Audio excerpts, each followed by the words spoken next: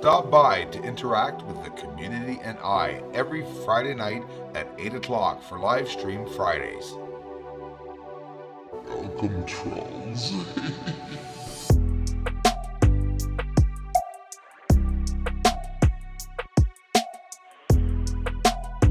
Bruce sees all.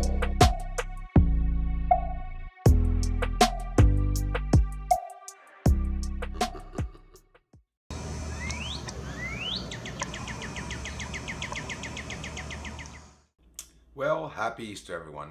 Of course, this is the next day that you guys are going to be seeing this, but I did make this on Easter night. Didn't get a chance to get this one up, got the other one up. So this is sort of part two, a bit closer. So what is this? This big buzzard. Looked like an eagle at one point. I thought it was those mysterious flying Canadian turkeys, the buzzards around here. When I first got to where I'm living now, I was like, what the heck is that? It was so huge, I rolled my windows up and locked my doors. No, but I mean, they're big. The wingspan, if it's the buzzards I'm talking about, probably about 10, 11 feet wingspan. So yeah, they're pretty big. So this was Easter Day. I had a cardinal. Saw Hawks, Cardinals, Blue Jays, you name it. Relaxing with my son here at home after having made a video. I think it's the first day in 700 days that I take the time just to make a fire. Yep, that's what I did. I made a fire and I said I'm going to film it for 30, 40, 50 seconds to show you guys what I got. And then we'll jump into the moon. Thanks for watching, everyone. Well, you're probably not going to see me, but you're going to hear me. I'm right here. There we go. It's Easter, guys. Happy Easter. So I decided to make a fire. I had a nice fire with my son, actually. You guys feeling the heat there? Ah, shut up. Images. Are you burning up there? I'm hot here.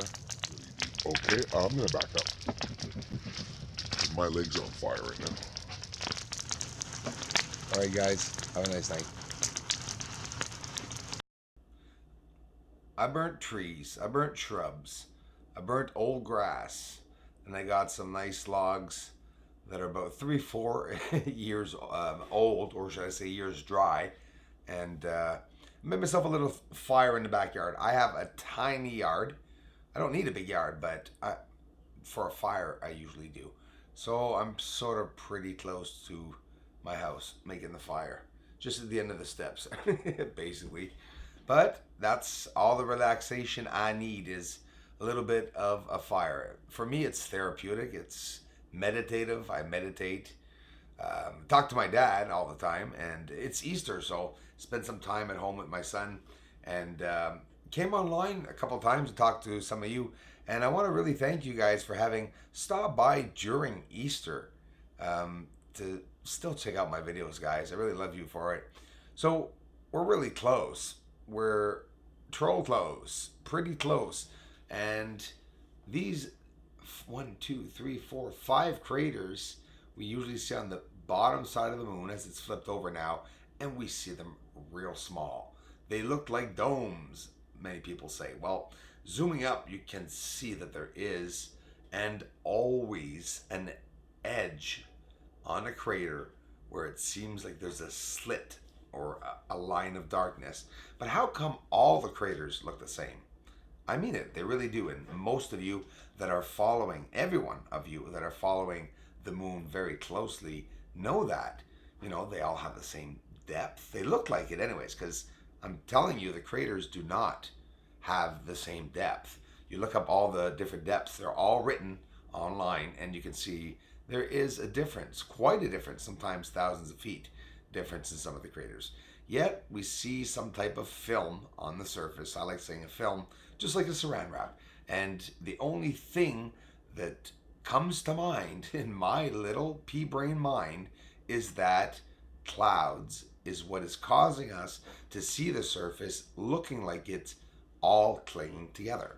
Because each of these objects on the surface are independent objects. And why would you have 16 or 17 other smaller craters on top of an already supposed crater region? I've been looking at recently the new craters supposedly that are being formed on the surface. I don't know if you guys knew this, but they say anywhere from, in 2012 there was some, 2014, 2016. There's always apparently two or three, I don't know how many so often, craters that appear on the surface. And I want to find some. I want to see what they look like. I mean, why not? The craters that we're looking at are supposedly billions of years old. Well, the ones that I saw NASA show me also looked billions of years old. They look the same thing as what we're seeing on the surface. So, new craters or new bases? You really got to wonder. This is really close, and the exposure is taken down. And you could see, I want to show you the colored structures at the back of this crater. Now, many of you look at this and say, well, big deal, you're just close up and we see frig all. In reality, this crater, we do not see any, except the white one on the bottom. You don't see any of the craterlets or craters around this. You don't see any of the color either when you're zoomed out. But by zooming in, you can see very well that there's a whole slew of different shapes, sizes and forms and colors all around it. And of course, that haze or atmosphere that we can see. Oof, this is close. Nice and close. And that crater on the bottom almost looks like a tower now, doesn't it? Because don't forget, the foreshadowing is grabbing very towering objects and then giving it to us in a way that it looks like they're lying down. So, what is this one, guys? You recognize it? This is Kepler crater. And I want to say something. Kepler crater is the whole size of the screen, the whole size. So, of course, you're going to see some hazes and atmospheres and it looks more blurry. If I zoom out, you're going to see this so clearly, but you're not going to see any detail on the surface. But, again, you guys know that I show both ways. I like showing both ways. I'll show it zoomed out, but I like getting in because that's where we see all the hidden details on the surface of the moon. We're so close that, I don't know, I see a lot of the difference, and some people aren't seeing the difference of how close we're actually getting. If you look at the sizes of the craters, you can tell exactly how close we are. And it's not only about being close, again, it's about seeing the surface. And that is why I'm so happy to have the Nikon. And with this HD telescope, I mean, the quality, we're seeing all the little craterlets and all the details. And I can only imagine when a UFO flies by, maybe one day I'll catch it.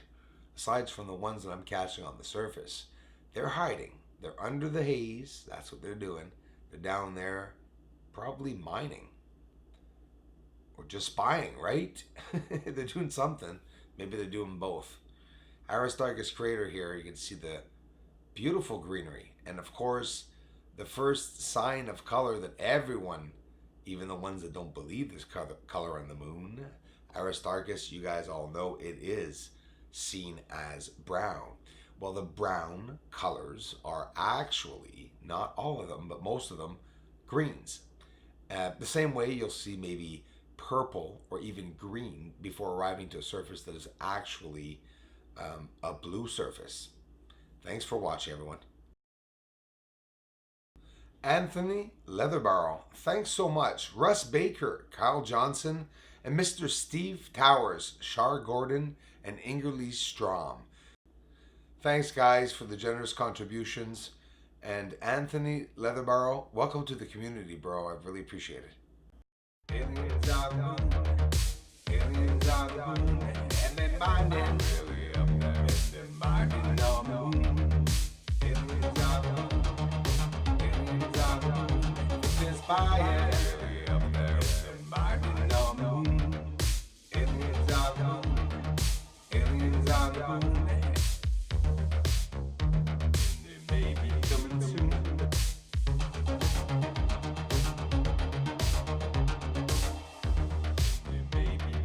Aliens are the moon.